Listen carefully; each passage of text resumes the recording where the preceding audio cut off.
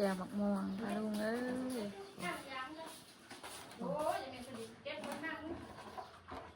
กินสมหมักม่วงกันเด้อสบายดีเด้อปลาลุง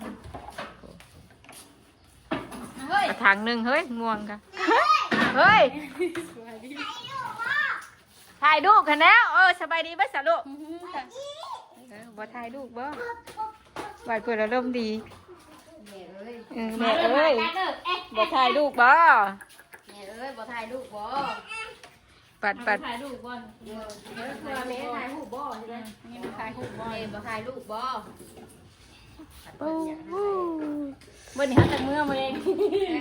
จะงงเลย3 โมงรวมหางตุ๊กแตงอันบ่บ่ห้อยหอยได้กันนะเฮิมมาเฮ้ยเฮิมเนาะแซ่บได้พอดีแซ่บเลยมองเฮิมพี่เด้อมาขายเสียไป เสียบไปเฮ้ยเสียเนี่ยเนาะออกมาเอาอ่านกันตัวเป็นเอาไม่อ้วนนะ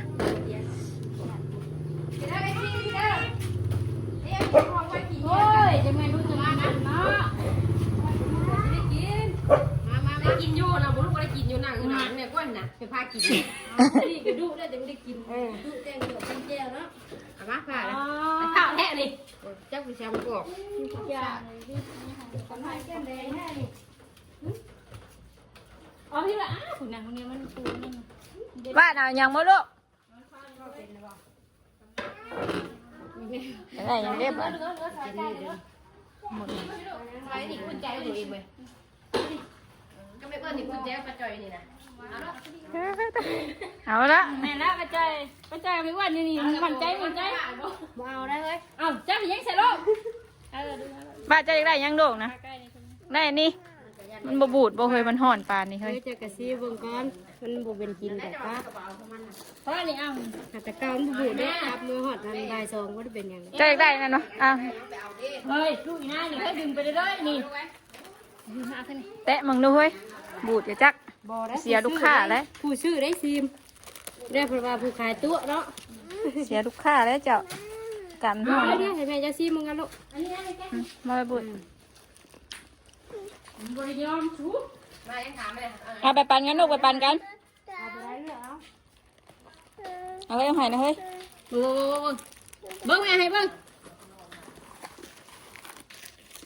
ไปนั่งกินแบบนี้ลูกไปนั่งกินต้องไปลูกไปย่างบุ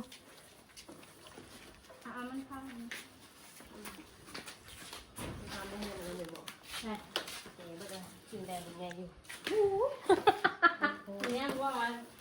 ค่ะขาไก่เป็นเอาเลยเด้ขาไก่เอาอะไรนี่นะเอฟเนี่ยอันต้นนี่นี่น้ำจิ้มอะไรนี่นี่ป่ะเฮ้ยมันอยากได้ของมันนี่ละมากินตัวนี้โอ้ยเอาไผ่มาด้วยนะมันจะอยากกินน้ำไผ่แล้วก็คือเนี่ยกินปลาอันนั้น2 3 4 5ไปจ่ายยังไงมาแพนบอกมาถามมันเนี่ยผัดอันไห้มันไปเอาม่วงไว้ห้องกันหายตัวเฮ้ยยาแล้วไหนใส่มาไหนมาดิเอาว่ามานี่เอาว่าเตะว่าเธอแม่จะจ่ายบ่นี่นำเลยละเอาว่านี่เอาว่านี่6 อันเลือกไหมเขาพูดแล้วว่าเอาว่านี่มานั่งกินพี่โดเอามาหวานมากินแพงเป็นไข่มันสมัยขนมก็มีเอาเลยขายดีแล้วเท่าไหร่อยู่ขายบัวดีขายก็ดีบอกน้ำชุ่มน้ำเชื่อมกันเนี่ยนะบ้ามีนี่ขายบ้านนี่เฮียแล้วเจ้าเลยเฮียเลยยังญาติกันบ่บ้านนี่นะเอ้าบ้านนี่ไปเดี๋ยวเอาเดี๋ยวเดี๋ยวมาแนะนำพี่นะเจ้าเอาไปอยากก็กินเนาะเนาะ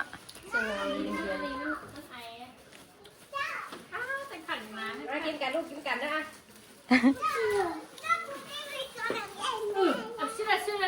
พี่มานั่งแกะกินอยู่พี่ไว้ลูกไว้เฮียนั่งจอได้ไหม มันเฮียได้หามาพี่มานี่มาใส่กระโตกนี่ไว้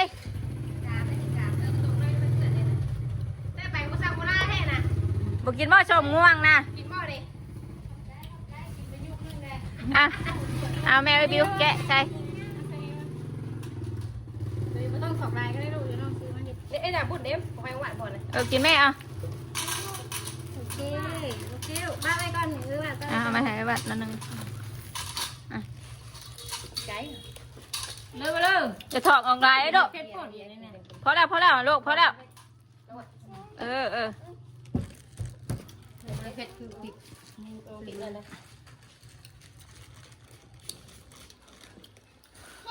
มันเผ็ดบ่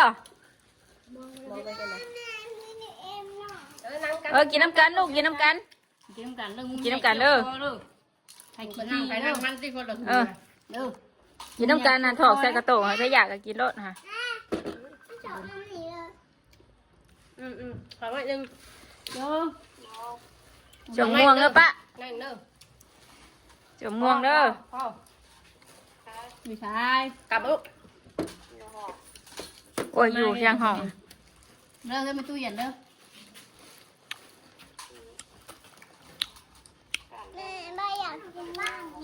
ใช้น้ำนะ เราก็มาเจอวันนั่งในบ้านเลย เอาละฮะ แต่ชื่อนุ่มมาแต่เช้าแม่คนแม่เช็ดที่เอาไห่แล้วติด เราเซตไห้เราเซตไห้ นางบุญเนี่ยมันอ่ะ นางบุญ ชวนมาเจออยู่ มาเด้อปะเอ้ย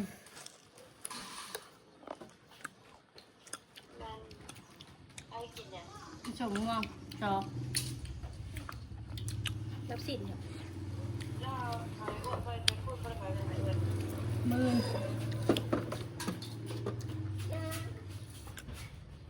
มึงลงมาบ่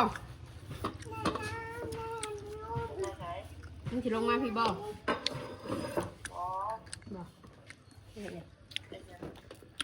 นี่นังกูไปลืมด้วยของฝากกูนะฮะกูอยากได้แล้วมึงน่ะกี่ที่กูกินมึงน่ะอีกกี่ที่มึงน่ะบอแม่กูอยากกินมอยมึง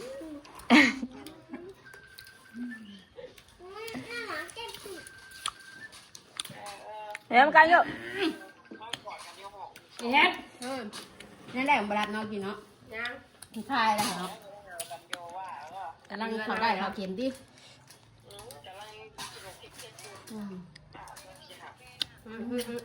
เดือดเลยบ่ได้ไป กินน้ำกันแล้วเด้อว้าย ขาดกองกินหัวเพชรคือกันถูกป่ะมาเลยกูกับเพชรคือกันอย่าเพชรกับเพชรกันนี่ เพชรเนาะพาจังมาวาดบ่าวเพชร เจ๊เจ๊แซ่บเบาสิมาของกินได้ดิมันเพชรด้วยจ้ะแซ่บเพชรนัว เพชรเนาะเพชรอยู่ถึกดิน เดี๋ยวมาดิดน้ำกระแมนนี่อย่าเฮ็ด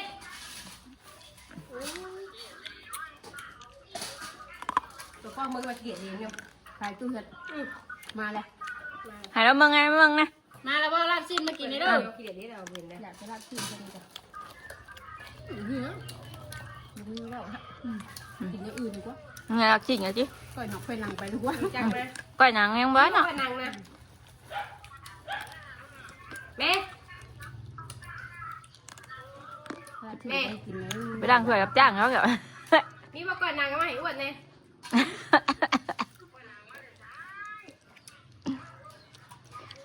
เอาต้มจืดมาให้เย็นนะ ต้มจีน นะแรง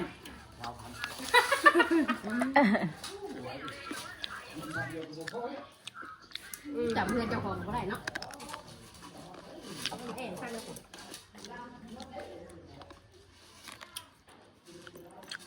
เพชรว่าลูก มึงพูดดีวะมึงจักบะเนี่ยโอ้โหมึงใครอ่ะมึงจักกระหงมึงก็บอกว่าตีอยู่มึงก็บอกว่ามึงก็บอกว่าหนักว่าเราต้องแนมเย็นไง มึงก็หูอ่ะกูบ้ามันแต่กูแน่กูจิ้มห่วงกูว่ากูห่วงแม่มึงใช่กูแล้วมึงก็หูอ่ะส่งไม่นอกไปเขาถิ่นว่าอะไรนะมึงก็ไม่ได้คิดว่าผมว่าในอื่นจะเกี่ยวสวัสดีเราไปหาตองเลยเย็นแบบบ่ขาชิอาปากยังหูเลยดิ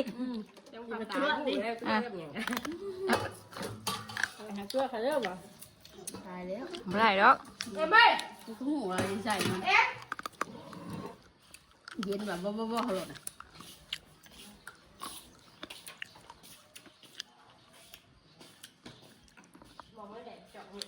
เอากินไปเดี๋ยวเนาะ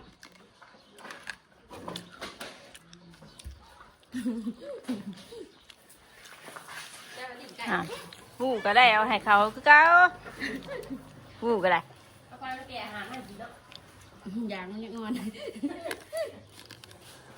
ว่าเด้อนี่แล้วไปกินมันได้หลุดนี่อ่ะไปได้จ้ะยังตีไว้เลยตู่ต้องมานะ เอาเราไปบ้านนั้นบ่ มาเลยล่ะ ไวเนาะ เที่ยงนะว่า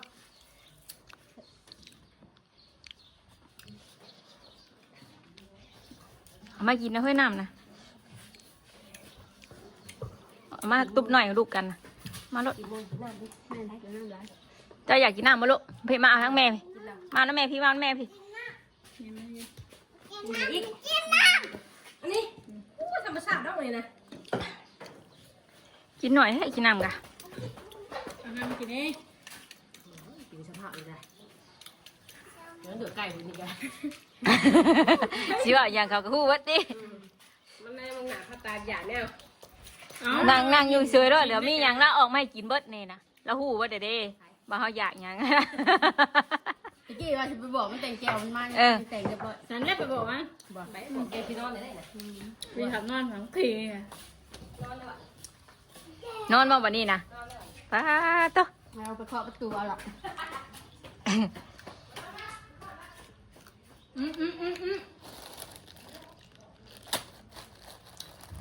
บัดเอ้ยมาพี่เด้อลูก เฮ็ดว่าอันเตี้ย นี่มันเป็นมักทั่วเนาะเฮ้ยเนาะก่อนนึกว่าใบเตยใบเตียวพุ่นได้เฮ้ยเอ้ย ให้ไปเลยเล่นต่อ ตาขอม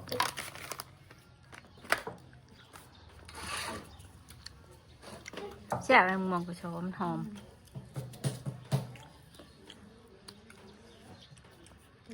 ข้าเปลือกมันนะ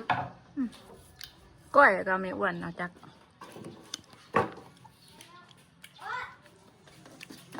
ดินน้ำกันเด้อลูกเด้อ ไม่ยินไป ทางความพ่อแม่เด้อ ฟังความบ่ฮึเลย มั่นใจกันนะอัดสอนโมนี่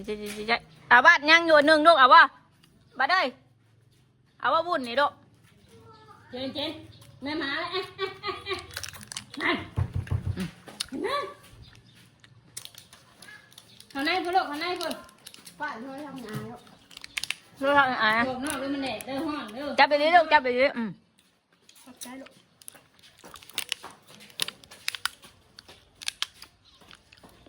มันช่วยเมื่อจะหึงอ่ะพ่อมือ แต่เช่นน้องเกดแล้วบ่นะบ่ดีได้น้องเกดนี่ได้ เนี่ยคือพามาไหว้แทะแม่เลยค่ะเอาเมื่อถูเรือนป่ะมือใหม่ฮะตั้งใจไปดินฮะจังไปดิ้นป่ะ ในวันผู้ช่วยงานที่บอกให้นะครับ แม่คือเมื่อไหว้แทะแม่ป่ะเมื่อถูเรือนกับนกเงาะป่ะ เย็นเลยจุกปลักไพ่คือไม่หาปลักไปไม่ได้ก็ข้างในไม่ได้ แล้วเขามันหลับไป รับตัวไว้ตอนเว้นก็รับติดนอนกินมูอะไรกว่า เยอะกลางคืนไปย่องแต่อย่านั่ง ย่องกายว่าอย่างนั้น แกงน้องใหม่ก็ดีดิ แกงตอนคืนหน่อยชูชูเนี่ยแกงไม่ใช่เมื่อคืนนี่ ว่าแต่คนอื่นว่าแต่เดาคนอื่นที่คนอื่นก็เดาเพิ่นเป็นบ่ แกงไม่ใช่เมื่อคืนเนี่ย บางทีไอ้ลูกเฮียของไอ้เอ็มเนี่ยเฮ้ยไม่เว้ยขนมไม่เว้ยหลานตัวถอกทิมฮะเออ บอกยังให้ยังให้ นี่อ้วนนี่อ้วนตัวแกน แกงอย่างแกงมัน ไม่ได้ว่าจะคู่เขาอยากนะ แม่โทรหา ว่าคู่เขาอยากมาแล้วไปเจอนี่นะอันเทจะถ่ายนี่กองเพื่อนเพื่อนนะเทถ่ายก็ได้กองเพื่อนเพื่อนนั่นแล้วเอาสีแดงออกมานี่แล้วเอาสีนี่ออกมากวบไงวะนี่เฮ้ย มันไปวันหน้าได้ป่ะนี่ เราผลิตเป็นนะเฮ้ย ไปวันหน้าได้เลยกินยังเปล่าพอเลยวะ พากันกินน้ำกันเจ้าๆลูก มันเปิดมือไปให้มาเลยเลย โอ้ยฉันได้กินกระป่านมันต้นน้ำแมวโมวิวแล้วปีนี้ ผ่านเดือนเลยหัวตุกมางามหัวไปป้าเห็นแล้วเร็วบ้ากระบอกหายมันเค็ดแถวนั่นป้า อันนี้อยู่ร่วมกันชิพื้นต้องมาหูใจเนาะจำพูแล้วอยู่หล่นๆอยู่ตัวนึง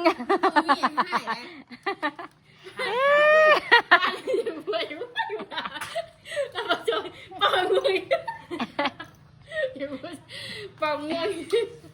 ปังง่วงเนี่ยอยู่กูนั่งเลยนะปังกินง่วงทุกกูไม่ฟ้องมันจะกินโยกุกะเลยทอดกันเสียวใจไปแล้วจิบได้ โอ้ยากบ่ลูกนะ อย่าเลย ไม่เห็นฉันน้องเจนไว้ด้วย คนอดไม่ได้หรอเอาคนว่ะอย่าหนีบเนาะไล่จิบลองถามไปได้ บอดินลูกบอดิน ไอ้เจนไว้ในตู้กี่ตู้มา บอกน้องเจนบอกน้องเจนดู ไว้ตีนี่นะ พังคว่ำแน่สิดอก พ่อแม่เลยเราว่าได้พังพ่อแม่อยู่ป่ะฮะเดินเก่ง พังสิดอกพังเวลาแม่จอยบอกนะพังอยู่ พังชื่อเดี๋ยวร้าน บอกได้ดื้อบอกได้ดื้อควมพ่อควมแม่บอกลูกบอกเฮ้อเข้าตาลูกโตเลยเฮ้ย แน่ เฮ้ยเสร็จให้นะเฮ้ยเสร็จให้ร้านนะฮะ แน่พังพ่อแม่แน่บอกนั่น เอาบ้านนะเสร็จด้วยแล้วจ้ะ พ่อแม่แน่ บ้านขนมไปสีตา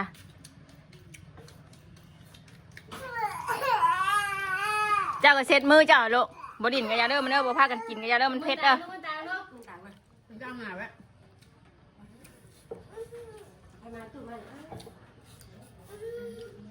บอกง่ายมากนะครับคุณพ่อเห็นนะมาแล้วมาหาลูกหาหลานเลยมันบ่มีตู้แล้วมีตู้บ่ให้แล้วมาแล้ว ถามพี่เว้ยมองยายนี่บอกขายมองมันนะ เลยอยู่มองเด้อบัดดะบ้องมองมันน่ะมองมันมาขายแน่เมื่อไรดิ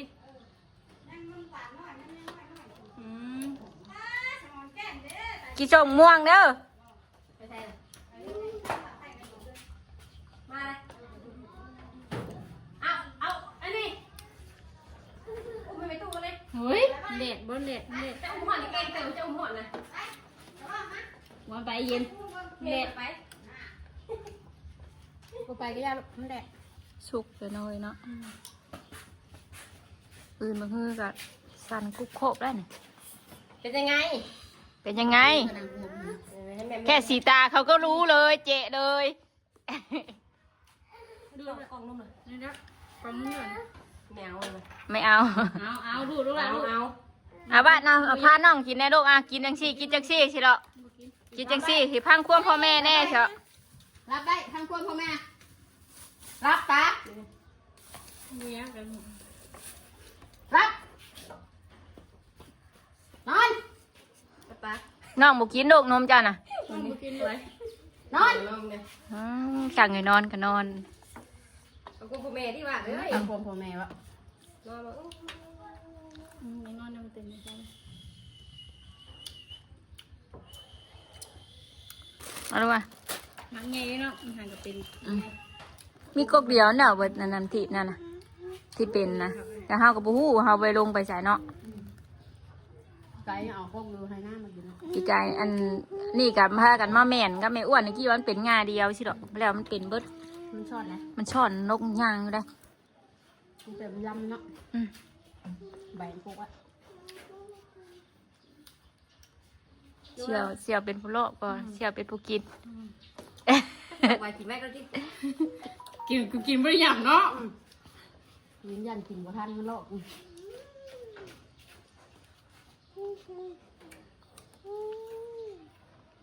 มื่อหอดปีกายนี่กาแล่นแช่ม่วงก็แหละ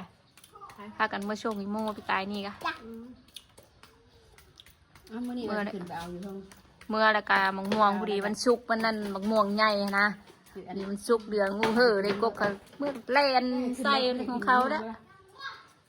เดี๋ยวพุงไปเอาฉาดแล้วก็นอนหลังกระบะ กินดิ ดีนะถ้ารถแล่นเลยอ่ะ อืม นอนสบายน้ำฉาดเอามอนไปมูลห้องเอาบริหารไหนหอนอยู่แหละโอ้ใจเสียขย้าวตัวเนาะว่ามันเย็น ปลาเจียวว่าเป็นเดินเนาะ คอยได้เพื่อ ใส่กระปุกเล่นตู้เย็น มันพอดีอะเกือบเป็นนัวมันละลายที่อังนอนนะบ่เฮ้ยอังไงฮะ ตามกลัวพ่อแม่เนาะ พังความพ่อแม่ดีน้องบ้านนี่บอกน้องพังความไม่ดีอันนี้ ว่าได้นอนบ่ตามกลัวพ่อแม่อยู่บ่ นุ่มอันนี้นุ่มกินนุ่มน้ำมันเอา ไ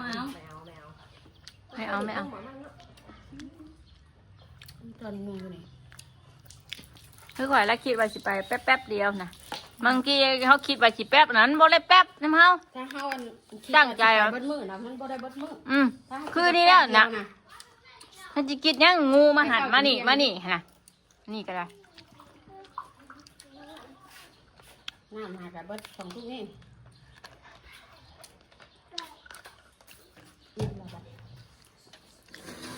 ส่งจะกินตัว ให้มีลูกน้องนอนเลยค่ะน้องพังความพ่อแม่เลย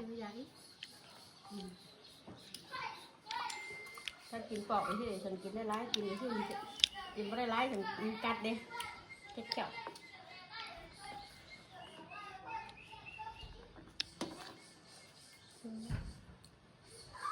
ยังลูกเจ้าอยากนอนบ่เจ้ากะบ่ลูกละเจ้าอยากนอนบ่ เครื่องคุณทอดก็ต้อง ไปสนอปลาลุงปลาจอยกับสิจกคลิปเพื่อน มัน ส ส่ง นิท หา ก่อน บ้านนี่ส่งดิน นี่ก็ไปแล้วสบายดีเด้อเฮ้ยไปได้ไร